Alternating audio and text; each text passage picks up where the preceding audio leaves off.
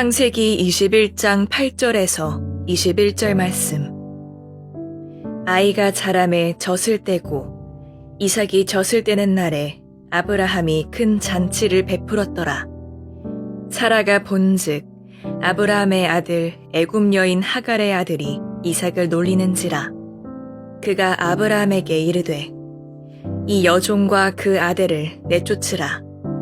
이 종의 아들은 내 아들 이삭과 함께 기업을 얻지 못하리라 하므로 아브라함이 그의 아들로 말미암아 그 일이 매우 근심이 되었더니 하나님이 아브라함에게 이르시되 내 아이나 내 여종으로 말미암아 근심하지 말고 사라가 내게 이른 말을 다 들으라.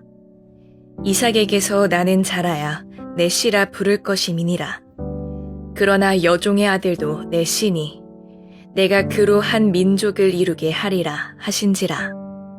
아브라함이 아침에 일찍이 일어나 떡과 물 한 가죽부대를 가져다가 하갈의 어깨에 메워주고 그 아이를 데리고 가게 하니 하갈이 나가서 브엘세바 광야에서 방황하더니 가죽부대에 물이 떨어진지라 그 자식을 관목덤불 아래에 두고 이르되 아이가 죽는 것을 참아 보지 못하겠다 하고 화살 한바탕 거리 떨어져 마주 앉아 바라보며 소리내어 우니 하나님이 그 어린아이의 소리를 들으셨으므로 하나님의 사자가 하늘에서부터 하갈을 불러 이르시되 하갈아 무슨 일이냐 두려워하지 말라. 하나님이 저기 있는 아이의 소리를 들으셨나니 일어나 아이를 일으켜 내 손으로 붙들라.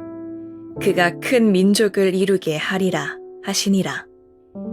하나님이 하갈의 눈을 밝히셨으므로 샘물을 보고 가서 가죽부대에 물을 채워다가 그 아이에게 마시게 하였더라. 하나님이 그 아이와 함께 계심에 그가 장성하여 광야에서 거주하며 활 쏘는 자가 되었더니 그가 바란 광야에 거주할 때에 그의 어머니가 그를 위하여 애굽 땅에서 아내를 얻어주었더라.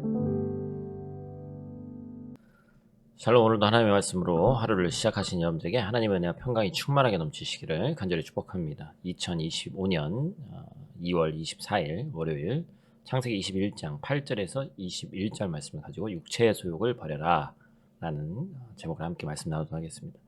여러분은 어린 시절 어떤 학생이었습니까? 말 잘 듣는 학생이었나요? 이 표현에는 사실 여러 가지 뜻이 담겨져 있죠. 첫 번째는 소리가 귀에 들어오다 라는 그런 뜻을 가지고 있고, 두 번째는 남이 하는 말에 귀를 기울이다 라는 것을 우리가 있습니다. 세 번째는 남이 하는 말을 받아들여서 그대로 움직인다. 그렇죠? 일반적으로 부모님이나 선생님이 하는 말을 잘 듣지 않는다. 말을 잘 듣는다, 듣지 않는다라고 얘기하는 것은 이제 세 번째 뜻을 의미하는 것이죠.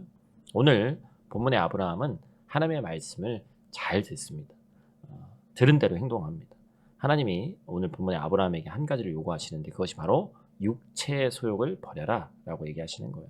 오늘 본문의 아브라함의 이야기를 통해서 우리 또한 육체의 소욕을 버리고 하나님의 말씀에 순종하는 방법에 대해서 함께 나누고자 합니다. 오늘 본 말씀 통해서 우리가 첫 번째로 기억해야 될 것은 고통이 따라도 순종하는 하나님의 자녀의 모습을 우리가 가져야 한다는 것입니다. 우리는 육체의 소욕을 버리고 하나님의 말씀에 순종하는 과정에서 고통이 같이 겸하게 된다는 것이죠. 하나님께 순종하는 일인데 왜 고통이 발생하냐? 순종의 정도에 대한 이 기준이 서로 다르기 때문에 그렇다라는 것이죠. 즉 어느 수준까지 순종할지에 대한 하나님과 우리의 생각이 서로 다르기 때문에 그렇습니다. 오늘 본문의 아브라함도 이와 같은 상황을 겪고 있었죠. 우리가 어제 주일날 말씀에 우리가 이제 함께 21장 1절에서 7절 말씀 나눴습니다만 유아 사망률이 높던 고대 시대에서 젖을 뗄 때까지 산다는 것 자체가 축복이었어요. 그래서 100세의 아브라함이 90세의 사라가 약속대로 자녀 이삭을 낳은 일도 기적이었지만 게다가 이 약속의 자녀인 이삭이 건강하게 자라서 젖을 떼는 날이 왔으니 매우 큰 기쁨의 잔치가 벌어지는 것이죠. 이게 무슨 일이 벌어집니까?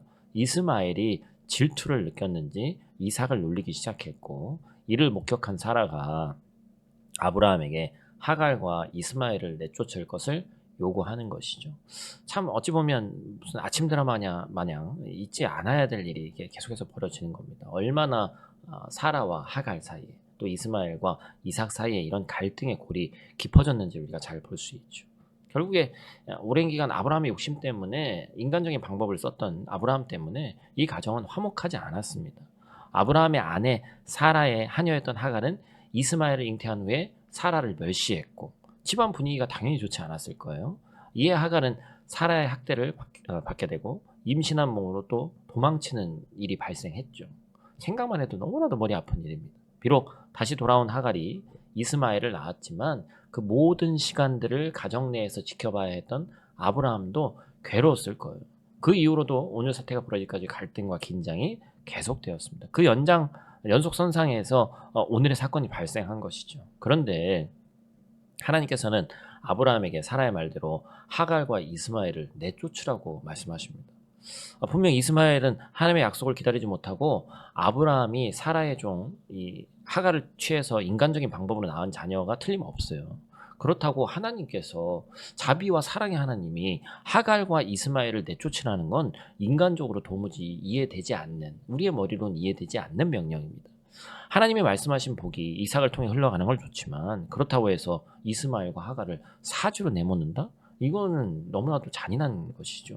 적당히 타협할 수는 없을까? 그런 생각이 인간적인 마음에 드는 거예요. 여기서 하나님이 요구하시는 순종의 수준과 아브라함이 생각하는 순종의 수준에 격차가 있음을 우리는 발견하게 되는 것입니다. 그리고 이 격차만큼 아브라함은 고민하고 고통스러웠을 거예요. 이처럼 우리가 생각하는 순종의 수준보다 하나님이 요구하시는 순종의 수준이 더 높은 경우가 많습니다. 우리는 이 정도 수준이면 된 것 같은데 하나님은 그보다 더 한 단계 높은 수준의 순종을 요구하시는 것이죠. 왜 그럴까요? 세상적인 염려와 근심으로부터 우리를 완전히 자유하게 하기 위함입니다. 하갈과 이스마엘이 떠나지 않고 아브라함과 사라, 이삭 그렇게 계속해서 함께 산다면 무슨 일이 벌어질까요? 지금보다 골이 깊어지면 깊어졌지 절대로 이 갈등이 저절로 해결되지 않습니다. 이러한 갈등은 추후 아브라함에서 이삭으로 이어지는 계보에 분명히 위협이 될 거예요. 그래서 갈라디아서 4장에는 오늘 이 본문의 내용에 대해서 어떻게 말하고 있습니까? 제가 간단히 정리해서 말씀드리면 사람의 방법으로 태어난 아들이 성령의 방법으로 태어난 아들을 괴롭혔다라고 표현을 합니다.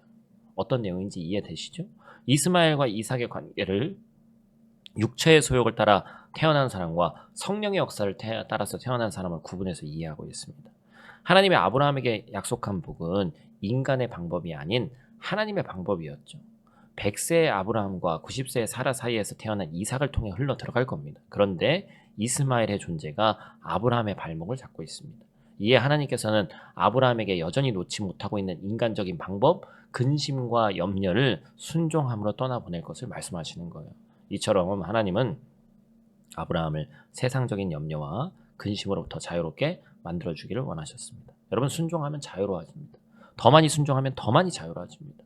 하나님은 우리가 더 큰 자유를 누리기를 원하시는 거예요. 그리고 더 높은 수준의 순종을 원하시는 겁니다. 요한복음 8장 31절 32절 말씀은 이렇게 이야기하고 있습니다. 그러므로 예수께서 자기를 믿은 유대인들에게 이르시되 너희가 내 말에 거하면 참으로 내 제자가 되고 진리를 알지니 진리가 너희를 자유롭게 하리라. 아멘. 하나님의 말씀에 순종할 때 우리는 왜 하나님이 순종을 하라고 하셨는지 비로소 알게 되는 거예요. 그리고 진정한 자유를 누리게 되는 줄로 믿습니다. 두 번째로 우리가 기억해야 될 것은 이제 또 중요한 내용이죠. 우리가 궁금해하는 내용. 이스마엘에게 베푸시는 긍휼에 대한 모습입니다. 14절 말씀 보니까 아브라함이 하나님의 말씀대로 즉각 순종합니다. 14절 말씀 같이 읽죠. 아브라함이 아침에 일찍 일어나 떡과 물 한 가죽 부대를 가져다가 하갈의 어깨에 메어주고 그 아이를 데리고 가게 하니 하갈이 나가서 브엘세바 광야에서 방황하더니. 참 쉽지 않은 아버지로서의 결정입니다. 그러나 하나님 말씀에 순종했습니다. 그러자 하나님께서 이 가정에 하갈과 이스마엘에게 역사하십니다. 고대 사회에서는 가족으로 이루어진 사회를 떠나면 결코 안전을 보장받을 수 없습니다. 오히려 죽으러 가는 것이었어요. 그래서 오늘 본문 17절은 하나님이 그 어린 아이의 소리를 들으셨다. 20절은 하나님이 그 아이와 함께 계셨다. 하나님이 하갈과 이스마엘을 책임지신 것입니다. 심지어 이스마엘을 통해서도 큰 민족을 이룰 것도 약속하십니다. 아브라함이 자신이 생각하는 수준에서 계속 인간적인 걱정으로 하갈과 이스마엘을 데리고 있었다면 끊임없는 갈등이 벌어지고 골치가 너무나도 아팠을 거예요. 더 나아가서 이삭을 통해 이어질 하나님의 복에도 위협이 될지 모르는 일이었습니다.